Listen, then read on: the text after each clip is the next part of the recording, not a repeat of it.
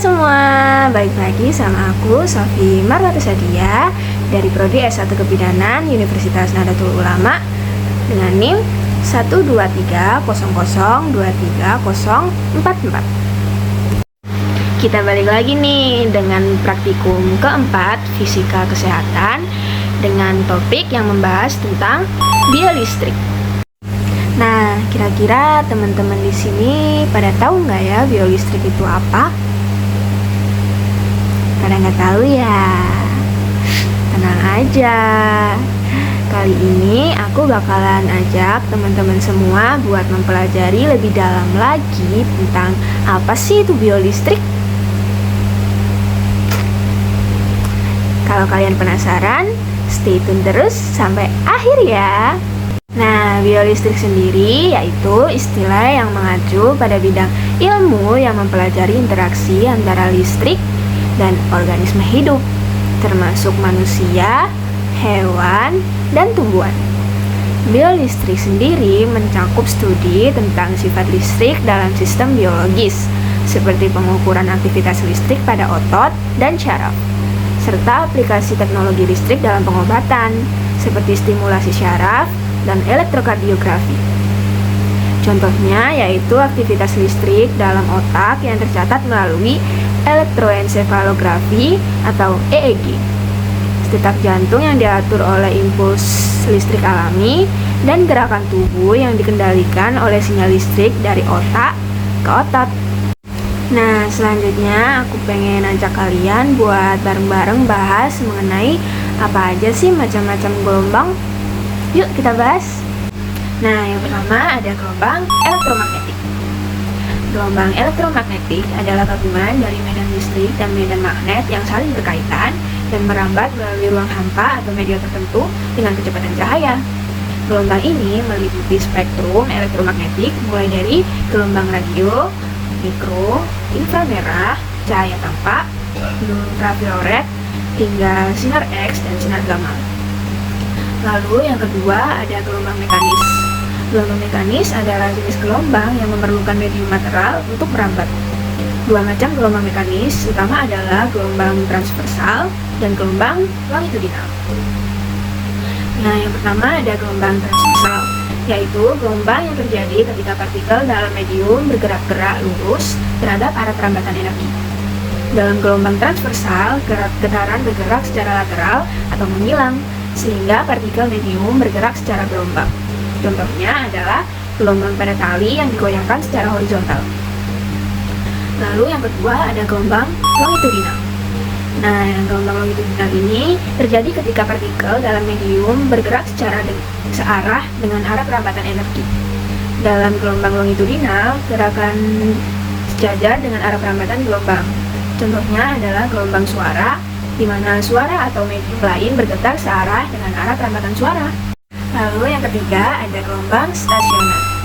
Gelombang stasioner merupakan fenomena di mana dua atau lebih gelombang dengan frekuensi yang sama bertemu dan menghasilkan pola interferensi yang tetap atau tampak diam pada suatu titik dalam suatu wilayah. Ini terjadi ketika gelombang-gelombang tersebut memiliki amplitudo, fase, dan frekuensi yang sesuai sehingga menciptakan pola yang tetap dalam ruangan.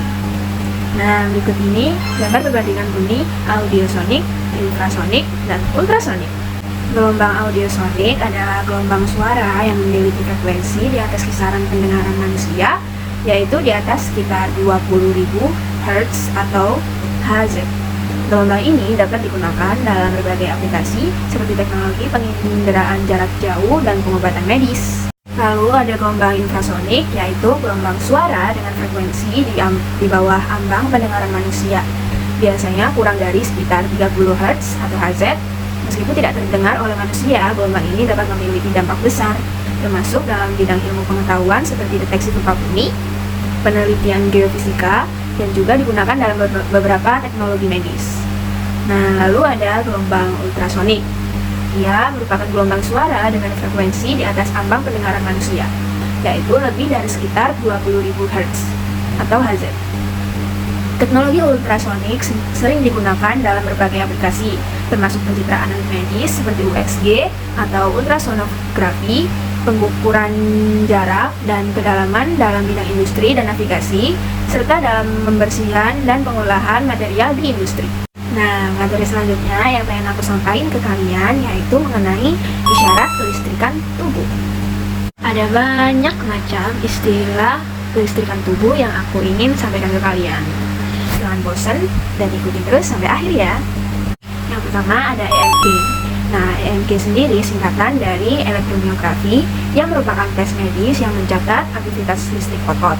EMG dapat membantu dalam mendiagnosis kelainan syaraf dan otot, serta memantau respons otot terhadap cedera atau pengobatan. EMG digunakan dalam menggunakan elektroda yang ditempatkan pada kulit atau jarum yang dimasukkan ke dalam otot untuk merekam sinyal listrik. Hasilnya dapat membantu memahami kinerja otot dan sistem syaraf yang terkait. Nah, adapun alat EMG yang terdiri dari beberapa komponen di bawah ini termasuk elektroda, di mana permukaannya ditempatkan di atas kulit, dan elektroda jarum yang dimasukkan langsung ke dalam otot. Lalu yang kedua, penguat sinyal yang berfungsi untuk memperkuat sinyal yang direkam dari elektroda. Lalu ada sistem rekam yang berfungsi untuk merekam dan menganalisis sinyal EMG. Lalu ada perangkat lunak analisis yang digunakan untuk mengolah data yang direkam menjadi informasi yang berguna untuk diagnosis. Nah, istilah kelistrikan yang kedua yaitu ada EKG. EKG sendiri adalah singkatan dari elektrokardiografi yang merupakan prosedur non-invasif yang digunakan untuk merekam aktivitas listrik jantung. Elektrokardiografi mencatat impuls listrik yang menjalankan aktivitas kontraksi dan relaksasi jantung. Adapun alat EKG yang biasanya menggunakan elektroda yang ditempatkan pada kulit di beberapa lokasi di tubuh, biasanya pada dada, lengan, dan kaki. Nah, cara penggunaannya yaitu elektroda ditempatkan pada kulit pasien, kemudian merekam aktivitas listrik jantung selama beberapa detik atau menit. Selama perekaman, pasien biasanya diminta untuk tetap diam untuk menghasilkan data yang akurat. Lalu, hasil rekaman EKG dianalisis oleh teknisi medis untuk mengevaluasi ritme jantung, detak jantung, kondisi atrium dan ventrikel, serta mendeteksi gangguan seperti aritma atau iskemia jantung. Nah, adapun fungsi dari EKG yaitu yang pertama, ia mendiagnosis gangguan jantung. Lalu yang kedua, ia memonitor aktivitas jantung dan memantau efek dari pengobatan jantung. Lalu yang ketiga, yaitu pemeriksaan kesehatan rutin atau pemeriksaan praoperasi untuk menilai kesehatan jantung pasien sebelum menjalani prosedur medis tertentu. Lalu ada istilah kelistrikan yang ketiga yaitu EGG.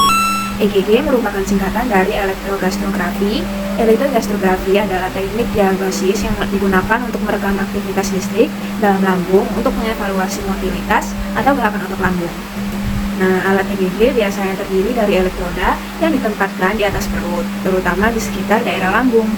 Cara penggunaannya, elektroda ditempatkan di atas perut pasien untuk merekam aktivitas listrik dalam lambung. Pasien mungkin diminta untuk berpuasa beberapa jam sebelum prosedur untuk memastikan hasil yang lebih akurat.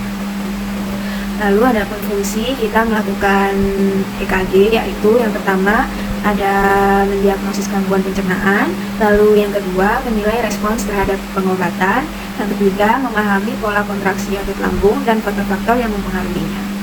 Lalu ada istilah kelistrikan yang keempat yaitu ENG.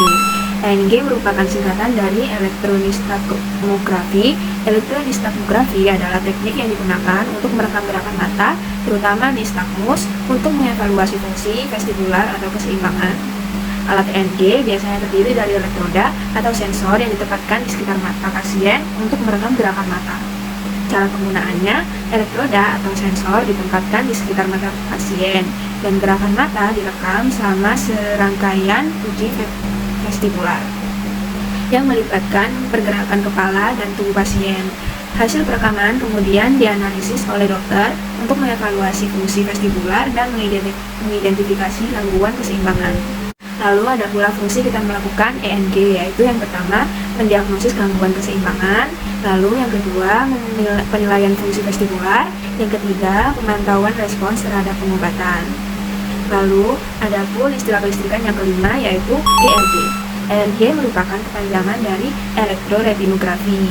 Elektroretinografi adalah teknik diagnosis yang digunakan untuk merekam respons listrik dari sel-sel retina ketika cahaya diterima oleh mata. Alat ERG biasanya terdiri dari elektroda yang ditempatkan di dekat mata pasien untuk merekam respons listrik dari retina. Cara penggunaannya, elektroda ditempatkan di dekat mata pasien dan pasien diberikan stimulus visual dalam bentuk cahaya yang disajikan dalam pola tertentu. Respons listrik dari retina direkam selama presensi cahaya, dan hasilnya kemudian dianalisis oleh dokter untuk mengevaluasi fungsi retina dan mengidentifikasi gangguan penglihatan. Nah, ada pun fungsi dari ERG, yaitu yang pertama mendiagnosis gangguan mata, lalu yang kedua ada memantau respons pasien terhadap pengobatan dan intervensi medis untuk gangguan mata. Lalu ada pun istilah kelistrikan yang keenam, yaitu EOG. EOG merupakan kepanjangan dari elektropulografi. Elektropulografi adalah teknik diagnostik yang digunakan untuk merekam potensi listrik yang dihasilkan oleh gerakan mata. Alat EOG terdiri dari elektroda yang ditempatkan di sekitar mata pasien untuk merekam potensial listrik yang dihasilkan oleh gerakan bola mata. Cara penggunaannya yaitu elektroda ditempatkan di sekitar mata, dan kemudian gerakan mata direkam selama gerakan uji atau kegiatan yang melibatkan pergerakan mata, seperti membaca teks atau mengikuti objek yang bergerak. Rekapan potensial listrik yang dihasilkan oleh gerakan mata kemudian dianalisis oleh dokter untuk mengevaluasi fungsi gerakan mata dan mengidentifikasi gangguan atau kelainan yang mungkin ada. Lalu ada pun fungsi dari EOG, yaitu yang pertama mendiagnosis gangguan gerakan mata, lalu yang kedua ada evaluasi gangguan tidur. Nah, selanjutnya ada istilah kelistrikan yang ketujuh, yaitu EEG. EEG merupakan kepanjangan dari elektroensefalografi. Elektroensefalografi adalah teknik diagnosis yang digunakan untuk merekam aktivitas listrik otak. Nah, alat ini terdiri dari elektroda yang ditempatkan di kulit kepala pasien untuk merekam aktivitas listrik otak. Elektroda ini terhubung ke perekam yang merekam sinyal listrik dari otak. Cara penggunaannya, elektroda ditempatkan di kulit kepala pasien dengan menggunakan gel konduktif untuk memastikan kontak yang baik. Pasien kemudian diminta untuk tetap tenang dan rileks selama proses perekaman, yang biasanya berlangsung selama beberapa menit atau lebih. Nah, ada pun fungsi dari EEG yang pertama yaitu mendiagnosis gangguan neurologis, lalu yang kedua ada penentuan lokasi lesi otak, yang ketiga mengevaluasi tingkat kesadaran pasien seperti dalam kasus koma atau gangguan kesadaran lainnya. Nah, bagaimana teman-teman? Itu dia materi yang dapat aku sampaikan di praktikum keempat kali ini. Semoga apa yang aku sampaikan hari ini dapat bermanfaat buat teman-teman semua dan dapat menjadi acuan buat kalian untuk memahami materi kali ini. Semoga kalian sehat semua dan sampai bertemu di praktikum selanjutnya. Bye-bye.